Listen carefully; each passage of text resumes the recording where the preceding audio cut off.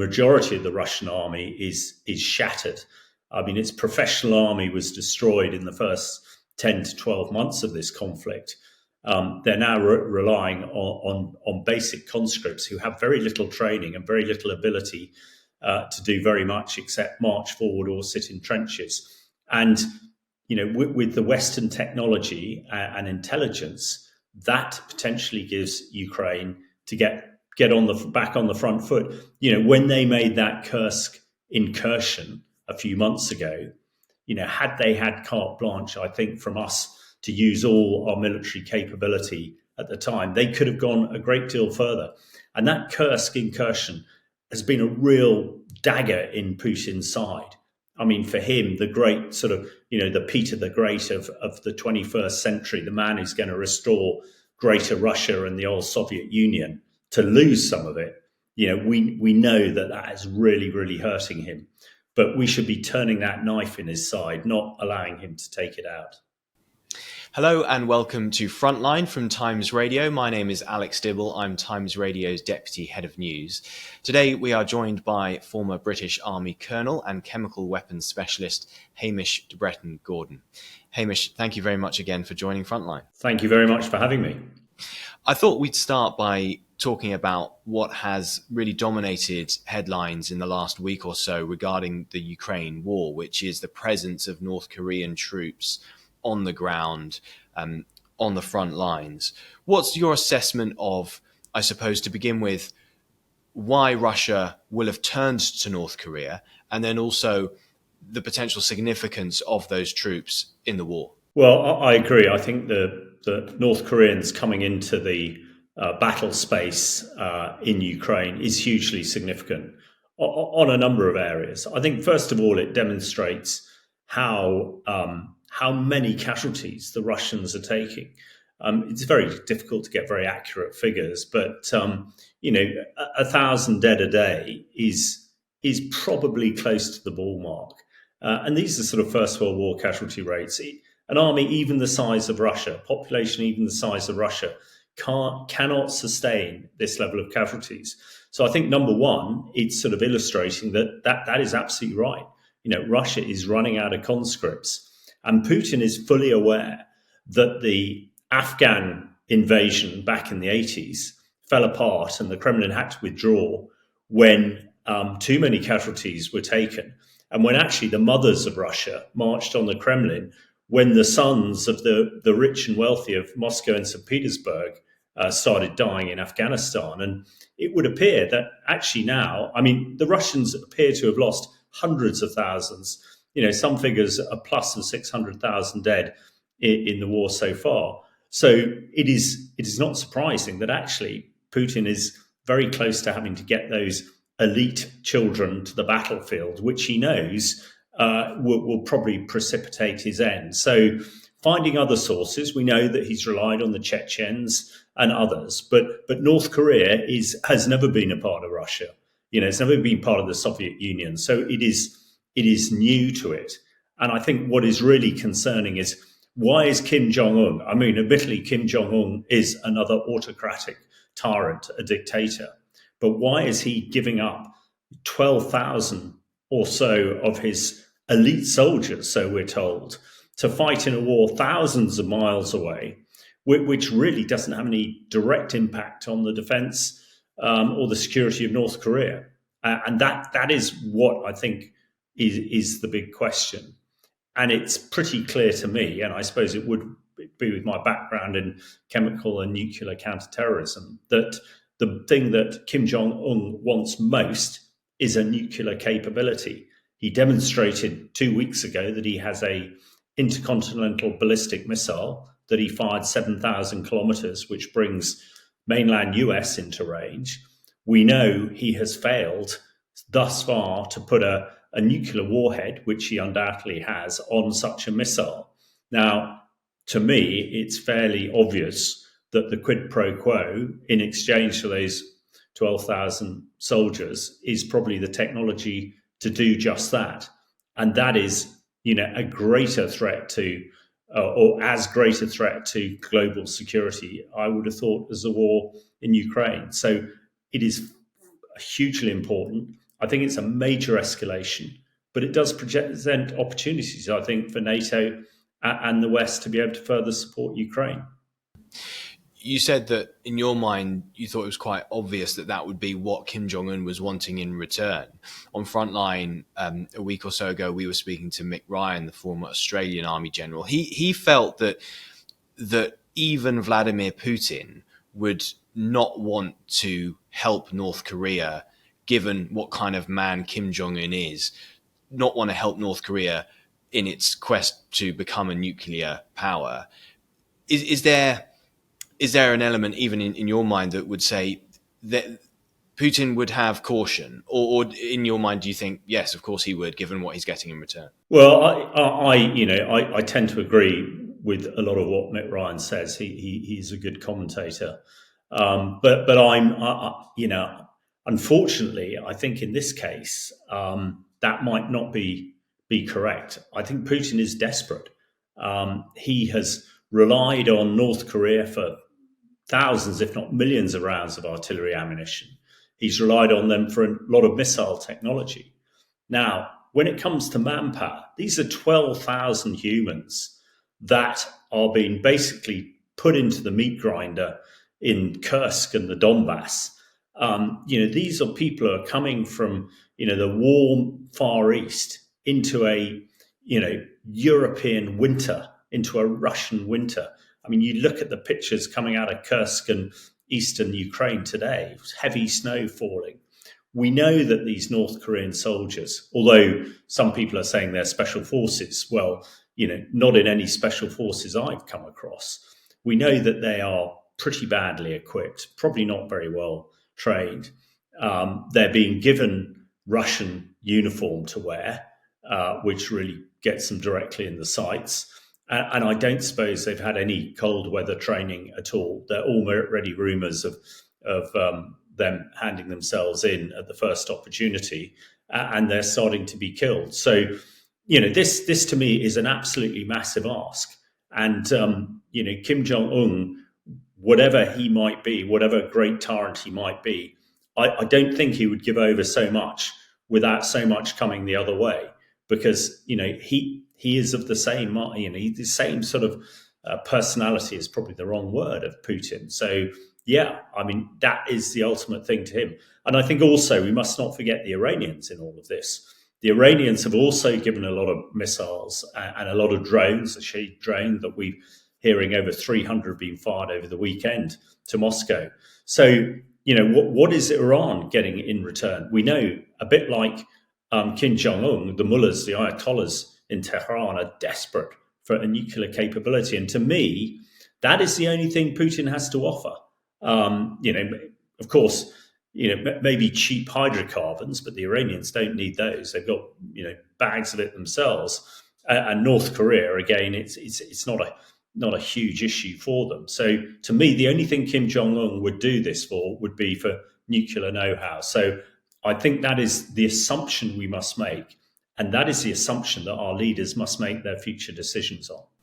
You've mentioned there some of the difficulties that Russia and indeed North Korean troops are going to have, whether it be the climate, the communication between the two groups being another, perhaps, that we've had suggestions that already that's proving difficult.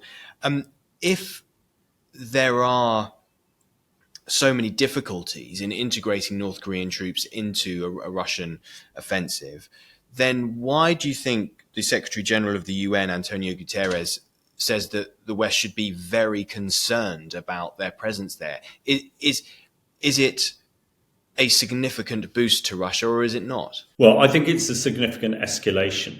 I mean, I think very sadly for these North Korean soldiers, because of all the issues you mentioned, command and control, the language, the ability to maneuver with the Russians. Doing combined arms maneuver takes a hell of a lot of training. When I was training the 1st Royal Tank Regiment to do this, we trained for over 18 months before we went to operations. These people are having days, if not hours. So to me, that means that literally all they can do is march forward into the guns. But I think it's significant. I mean, 15,000 soldiers is a lot of soldiers. and people are making such a thing about it. I think it's important because to me it is showing that sort of Putin is running out of road, as it were, and that is key. It's key that for the West, because we're going to talk about what's happening in the US this week very soon, but in a way, I'm sure Zelensky and the Ukrainians feel that their road is running out, and the important thing to me is who hangs on longest here. And Putin is doing all he can, because there is a circumstance potentially, if we're still in this position in 6 months' time, NATO and the US may not be as supportive as they have been hitherto, and then Ukraine has to go to the negotiation table in a really poor position. Conversely, if the West absolutely gets behind Ukraine, and for instance, I mean, the Americans have said fairly quietly, but in the open, that those North Korean soldiers can be targeted with US weaponry, in other words, long-range ATACMS, guided missiles. Now, this is new. So this is something I've been shouting at the British government for the last 6 months, that they should allow Ukrainians to attack Russian forces in Russia using the British Storm Shadow missile. Now, if the Americans are now, taking the shackles off Ukraine a bit, that is hugely significant. But it might well be if President Trump wins the election this week or next week, whenever the results are shown, then that might be rescinded. So there is an awful lot of play for. That's why I think this is so hugely significant.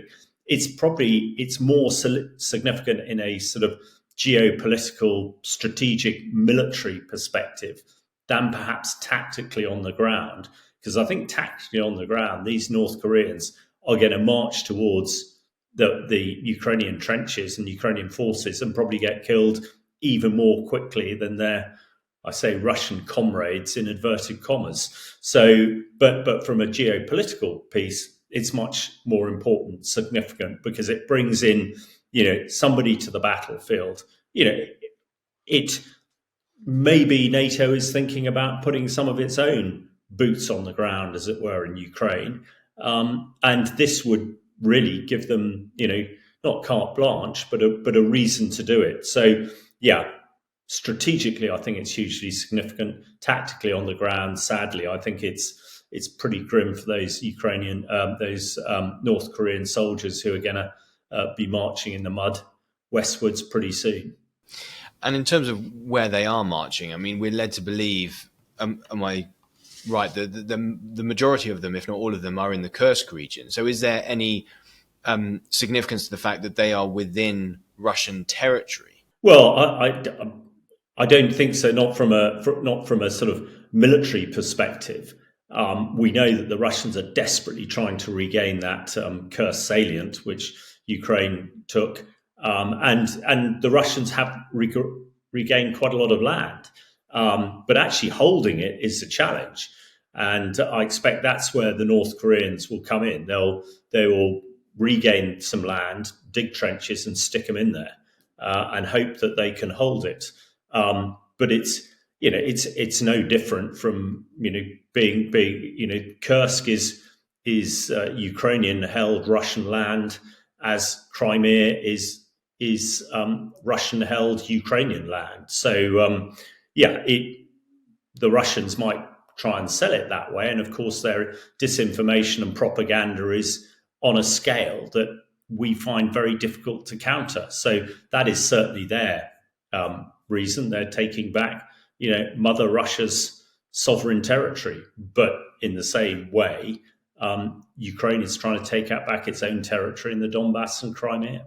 You've touched on this briefly already, but I thought we could talk about it in more detail in terms of how the West should respond to the presence of North Korean troops in this conflict. You've talked about the taking off slightly of the shackles with regard to US permission of how Ukraine uses those ATACMS missiles. But in general, how do you think the West should respond to what has been described by yourself and pretty much everybody as a major escalation? Is there more the West should do in response, do you think?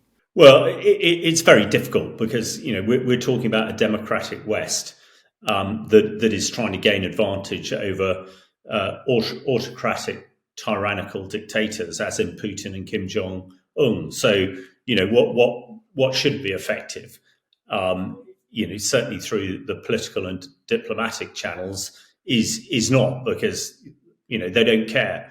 Putin and Kim Jong Un don't care for collateral damage, don't care for the casualties of their own soldiers.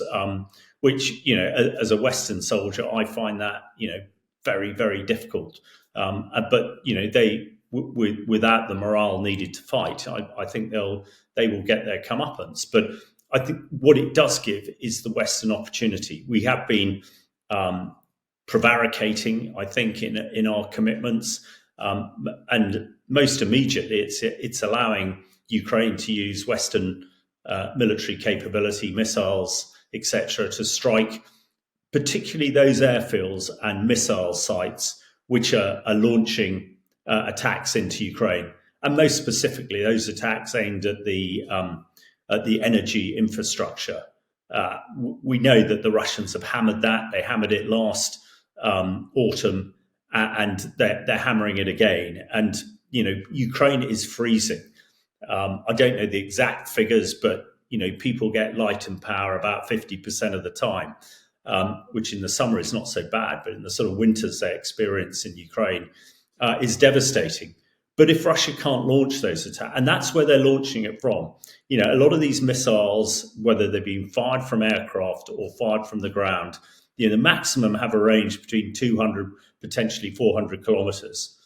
But if you deny those airfields, which are within 100 to 150 kilometers of the eastern Ukraine border, you then push them out of range of the majority of the targets the Russians want to hit. And I think that is something that would make a real difference if Ukraine can maintain its energy infrastructure over the winter, if it can maintain its hospitals and schools which are attacked, and if it can prevent a lot of the serious missile attacks occurring to its own air bases, then it has a real opportunity to move forward. And I personally, these Ukrainian soldiers, I'm not convinced they're going to last a hell of a long time on that in Kursk or wherever else that they're manoeuvred to. And when those troops are used up, we know that the majority of the Russian army is shattered. I mean, its professional army was destroyed in the first 10 to 12 months of this conflict. They're now relying on basic conscripts who have very little training and very little ability to do very much except march forward or sit in trenches. And with the Western technology and intelligence, that potentially gives Ukraine to get back on the front foot. When they made that Kursk incursion a few months ago, had they had carte blanche, I think, from us to use all our military capability at the time, they could have gone a great deal further. And that Kursk incursion has been a real dagger in Putin's side. I mean, for him, the great sort of, the Peter the Great of the 21st century, the man who's going to restore Greater Russia and the old Soviet Union, to lose some of it, we know that is really, really hurting him. But we should be turning that knife in his side, not allowing him to take it out. We hope you're enjoying today's episode of Frontline. Don't forget, you can also now listen to Frontline in podcast form. Just search for The World in 10 from wherever you get your podcasts, where you can also hear daily analysis of the biggest stories relating to war and defence. And we'll put a link to The World in 10 in the description below. Just picking up on a point that you mentioned a while ago and again now, you've talked historically about how the damage to Russia of when the mothers of Russia marched in response to the deaths of their sons. If Vladimir Putin is losing so many men, if Russia is losing as many men as you believe they are, and as many people believe they are, why do you think we haven't seen the mothers of Russia marching as a result of this conflict? I mean, that is a great question. I mean, I wonder myself, But having said that, and I sort of experienced a little bit after the Salisbury poisoning, and the inquiry to that is ongoing at the moment. But I remember at the time the disinformation coming out of Moscow. There were 60 or 70 major bits of propaganda and disinformation in the media, some of it disguised as Western media, basically denying anything that was happening in Salisbury. But we who were there at the time were seeing it unfold, and it was completely rubbish. And one of the challenges that I saw at firsthand then is that we, the UK, couldn't respond. It took the then Prime Minister, Theresa May, almost 3 days to respond because she didn't have the full facts, and those are the rules that we work on. We work on the truth. And I think that's what we're seeing very much play out here. The Russian disinformation and propaganda machine is unbelievable. I look at my own Twitter feed. I sort of know who the Russian bots are these days, but some of them, the way they're dressed up and some of the things that they say are incredible. And because of that, I think Russia dominates the news agenda in Russia and prevents any news agenda like the Times Radio or the Times of London getting into Russia and people to read it and understand it in a way that we find almost impossible to gauge, because we are living in such an open society with so much free media around, and people are in a democracy. You make up your own mind. But the way that the Russians have managed to control the media is phenomenal, and it's something we and I hope our own government, Ministry of Defence, and others are learning. But they are sort of they have their hands tied behind their backs there because that is the way democracy works. So that's a very long answer to your really good question of why the mothers don't know, because they're being told it's not the case. And we, the horrific stories of a lot of bodies not being recovered from the battlefield. And of course, hitherto, most of the conscripts have come from the far east of Russia. That by the time their bodies, if they ever do get home, is way past. And that's the sort of my point earlier on. Is not the young men, and I say men because that's predominantly what the Russian army is. It's not the young men of the rich and powerful from St. Petersburg and Moscow who are dying on the front line, but they are almost the next batch of recruits, which I think is why this is such a pivotal position. And the fact that Putin's had to go thousands of miles to the east and persuade Kim Jong-un to throw 15, 10, 12 or 15,000 of his young men into the meat grinder really, I think, underwrites what the situation is. So anything that we can do, I think, to make sure the truth is heard in Moscow, and if you shout these things loud enough and kick a few doors, eventually it will start seeping in. But at the moment, the narrative is still that it's all going swimmingly, and it's not the young Russians dying in their thousands; it's the Ukrainians. Let's talk a little bit, if we may, about reports recently of Russia using an unidentified gas in attack against Ukrainians on the front lines. Do you know anything that we might not about what that gas might have been and the tactic, the reasons behind that tactic as well? Well, I do actually, and this is something I've been following for some time. Not surprising with my expertise, and I was the Peshmerga's chemical weapons advisor for 2 years in the fight with ISIS, and also saw a lot of what was going on in Syria, and the Russians were all over Syria, and they were seeing how actually effective gas can be, especially if you try and use what are called unattributable chemicals, like toxic industrial chemicals, or in this case, riot control agents. One is in close contact to try and help these people. And the Ukrainian government have actually produced a report for the United Nations and the Organization for the Prohibition of Chemical Weapons. And this is in May this year, detailing over 4,000 uses of gas on the front line. And again, this is a riot control agent, and CS gas, or the Russian equivalent is called chloropicrin, which actually was one of the first chemical weapons developed in the First World War. it's an incapacitant rather than a killer. But it is incredibly effective. And in fact, the way the Russians are using it are exactly the same way when the Germans first used it in the First World War, the Second Battle of Ypres in April 1915, when the Germans unleashed about 5,000 tons of chlorine onto Allied trenches. It had a profound effect because this stuff, heavier than air, sinks into trenches. And if you're stuck in a trench without a gas mask, well, chlorine actually killed a lot of people, but this CS gas is incredibly unpleasant. And anybody who's had any in a riot, and we train in the British Army to check that our respirators fit with CS gas, and you get a lungful of this stuff, and it is incredibly unpleasant. In fact, you've got to get out of it. And that's what's happening is the Russians are, and a lot of this is in the sort of Donbass area. They're firing a lot of artillery shells to make sure people are in their trenches. And then you've got drones dropping these canisters of CS gas, chloropicrin, into the trenches. And because most of the Ukrainian soldiers don't have gas masks, or they have old Russian ones, and the filters are no good against this sort of stuff, they have to get out of their trenches, which then the Russians follow up with artillery fire and also surveillance drones who are watching them. So, I mean, it is morbidly simple and morbidly brilliant. And it is happening on a colossal scale. I was speaking to I won't say which brigades it was, actually over the weekend, and one of their units had been hit 5 times that day, and that is not that's not unusual. So it's a massive scale, and it's allowing the Russians to move forward in some areas.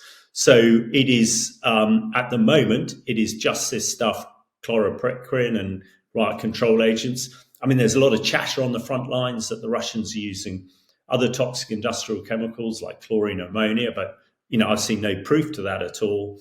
And the frustration for me, it's a simple answer to it. We just give the Ukrainian soldiers a decent gas mask, a decent respirator, and that's something that I'm trying to help. Various groups that are trying to get non-lethal aid to Ukraine.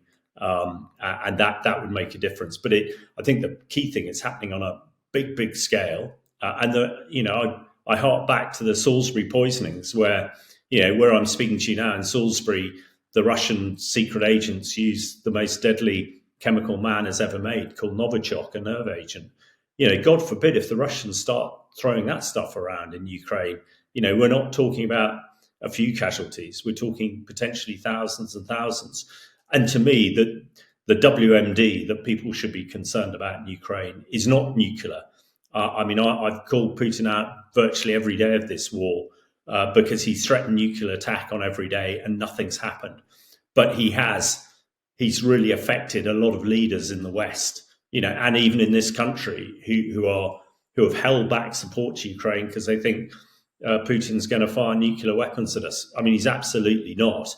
That would be another tape in itself, but he's absolutely not. But to me, the chemical issue is a big issue, and people are not shouting loudly enough about it. So, it's something we need to watch closely. It's something we can easily sort out, as I said, with a decent respirator, a decent gas mask.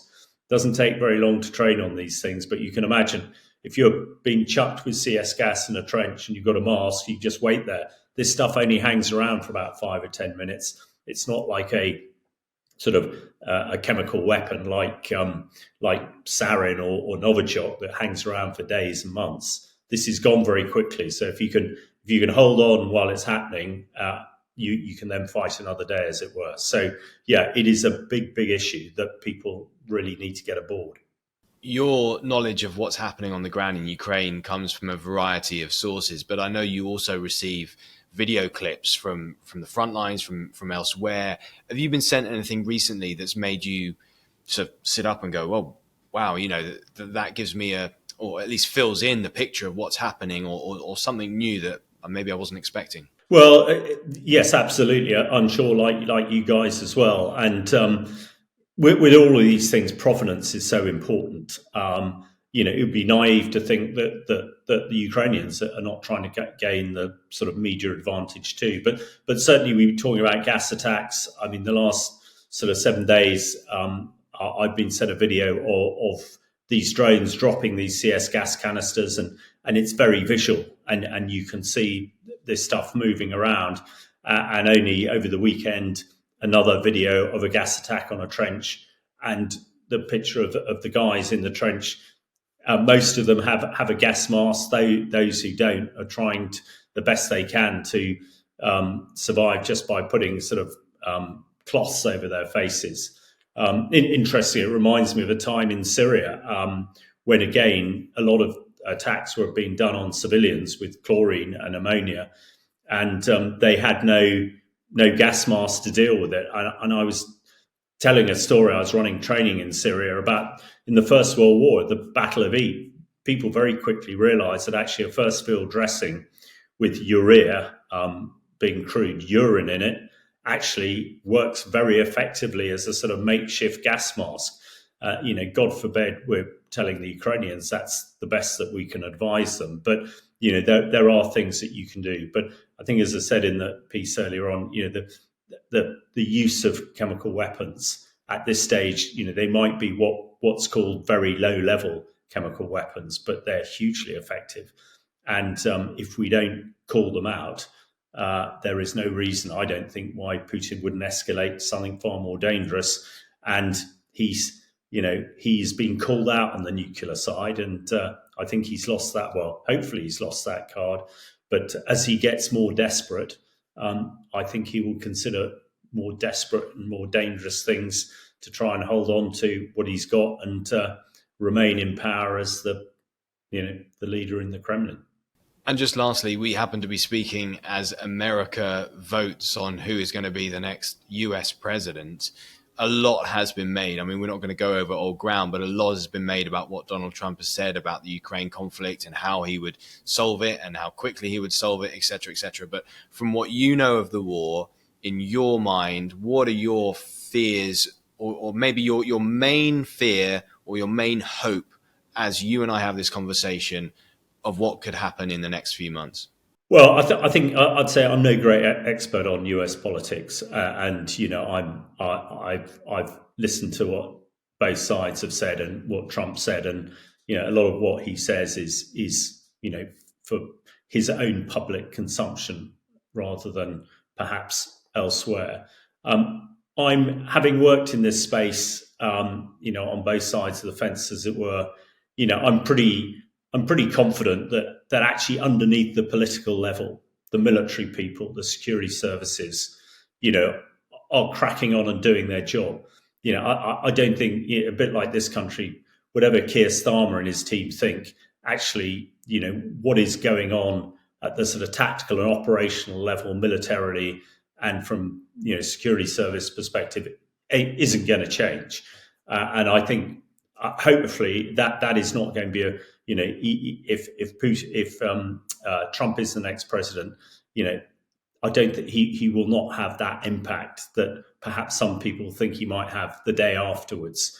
And his view that he can solve this war in a day, well, maybe he thinks he can go to the Kremlin and tell Putin to withdraw his forces, and then there can be a peace.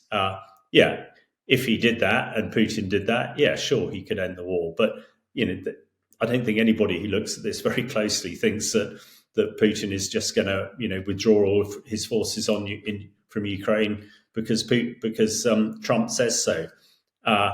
Conversely, I don't think Trump going into Kyiv and telling President Zelensky to sue for peace on current lines is going to get much truck either. What would be devastating, of course, but I don't think it's going to happen overnight, is if the US withdraws support, and US is overwhelmingly the major contributor to everything for Ukraine. I think in the short term, it's part of the bluff and bluster of these sort of level of politics. If we are still speaking of this in the same manner in 12 months' time, then sure, Trump will have a very significant role to play if he is president.